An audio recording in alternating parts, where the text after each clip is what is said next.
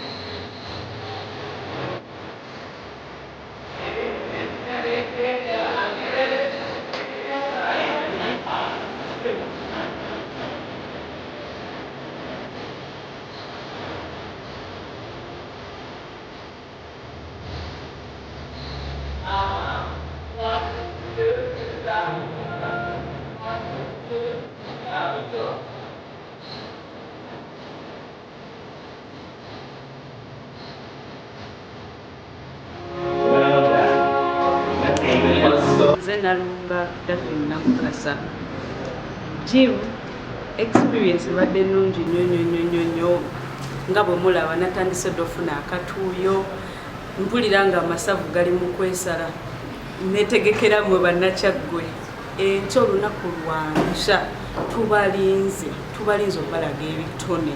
obbalaga buli kimu tubalinze obbalaga ebitone nze kennyini kamwa koogera mbalinze mbalageko Mukama Katonda kyeyampa mujje mu bungi mujje mutuwagire Ssaabasajja Kabaka awangaale. Nze neyanze erinnya Nakyerine Sisi nga nviiridde Musale Nagojje nga ndi Wanyonyi Nakinsige. Nze omu ku basimbyewo oba nze omu ku ba Miss Tourism Kyaggwe abeesimbyeyo nze omu ku bantu bemugenda osanga ku stage olunaku olw'enkya tebannatuwa namba naye nyandibadde mbagamba enamba. Tuzeeko mu gyimu yaffe eno nga mwami agikulira y'omu ku basponsa baffe y'omu ku basinga okuwagira enteekateeka za Ssaabasajja Kabaka era twabadde tuli awo n'atugamba abanalungi mujje musale ku masavu olunaku olw'enkya lutuuke nga muli mu figa oba nga muli mubiri abantu ogubasikiriza abantu gwe basinga okwagala so gi munungi nnyo kubiriza bannakyagwe mwenna mujje wano eno ku kizimbe kya Namaganda Emukono Nalukenge Emukono tuwagire omu ku bawagizi ba Ssaabasajja Kabaka gi munungi nnyo era tukoze ebintu bingi era nga bwetulaba tutuyanye tusaza amasavu bannakyagwe mwenna tubakubiriza mujje nkya mutuwagire mujje nkya mwerondere Nalulungi wammwe Ssaabasajja Kabaka wangaali nzira kubanga nina kamala mu Rokano Rabamis tuyigiddemu ebintu bingi bamama bootcamp n'abamu ku balala batuyambyeko tuyize empisa siffe nga bwe twajja tuli bantu kati batutendese bulungi enkya tubasaba mujje mutuwagire ku Governors Hotel ne twebaza omwami atukkiriza okugjako mu June ne tufuna experience esinga ku gye tubadde tuyina yansiza erinnya nsigadde nze Nakazi area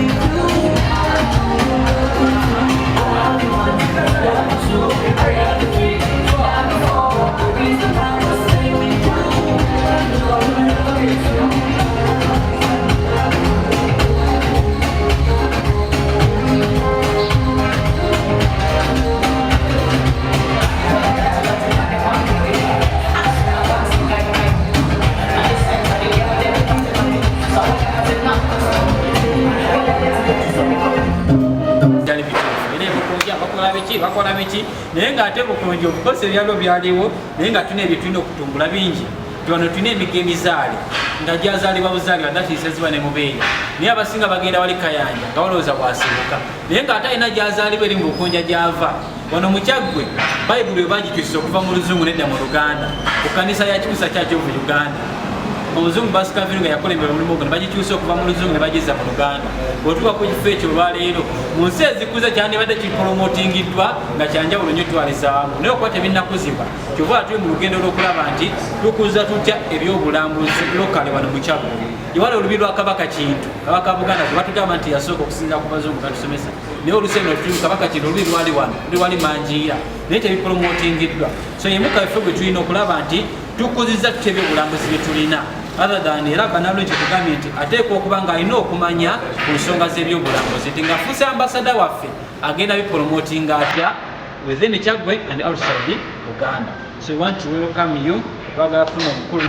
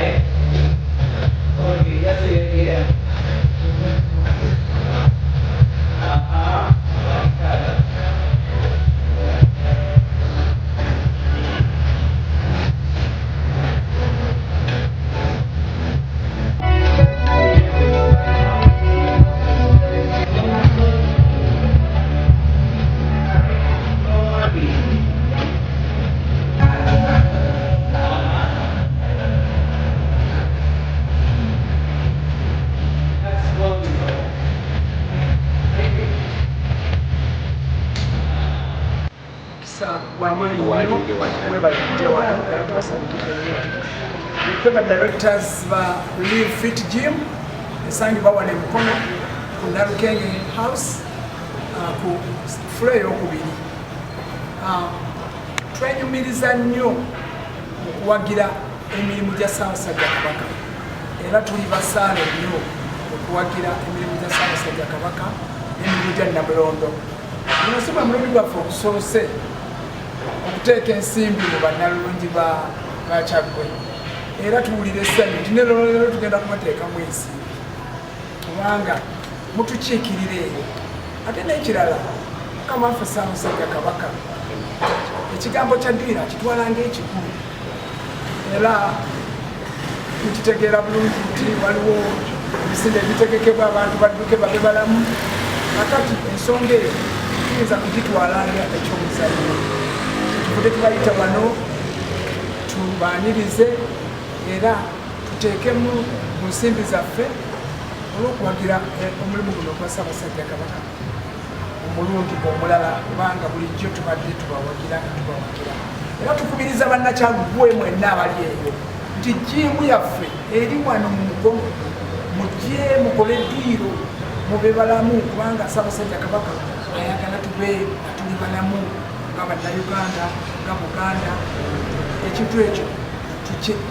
tukijumbire nnyo tukitwale ng'ekikulu kubanga okola ddwiro n'emibiri giba miramu emirimu emiramu obulungi ekisobola okuweereza ekisobola okukola ebyetaagisa. Tusiimye nnyo tusiimidde ddala era tujja kuba nga tuwagira emirimu gya Namulondo gyonna nga bwe tunaaba tutuukiddwako nga tetuwali kwekaanya kwonna era naffe enkya tetujja lutumira mwana tujja kubeerayo tubawagire tulabe nga muyitamu mugende eyo era muyitemu kubanga Kyaggwe alina kubeera ku ntigo. Katonda abatutumire Ssaabasajja Kabaka wangaala naabakwekangekera Obuganda. Ne mukyala wange ne meneja waffe Alwoba omukulu agidde akwase dola zino abakulu abagidde ku nsonga eno zibayambeko mute. Twagala okwebaza Live Fit twagala okwebaza Live Fit Gym olw'okuwagira enteekateeka z'abannalulungi b'essaza Kyaggwe ate nga badde bawagizi baffe entakera mwebala ennyo mwebere ddala era tukunga bannakyaggwe akuwakoowa naffe tujje tuwagira ejiimu eno okulaba nga tukuma emibiri gyaffe nga miramu ate nga tuwagira bannakyaggwe bannaffe Ssaabasajja Kabaka